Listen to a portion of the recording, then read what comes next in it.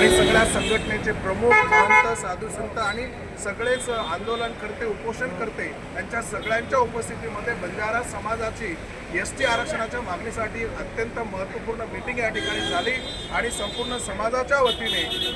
तात्पुरता का होईना एक मी देवेंद्र फडणवीस साहेबांचं अभिनंदन करतो की त्यांनी आम्हाला आश्वासित केलं आहे की ST आरक्षणासाठी एक समिती ते नेमणार आहे आणि येत्या 5 ते 6 महिन्यामध्ये समितीचा रिपोर्ट अहवाल आल्यानंतर पुढील निर्णय ते घेतील। तुर्तास ही अत्यंत आनंदाची गोष्ट आहे की पहिल्याच मीटिंगमध्ये त्यांनी आमच्या समाजाच्या भावना समजून त्वरित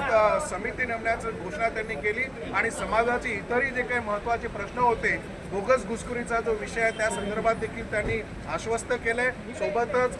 कर्नाटकच्या धर्तीवर तांडा डेव्हलपमेंट कॉर्पोरेशन सोबतच आणखीनही काही आपल्या समाजाचे जे काही विविध प्रश्न होते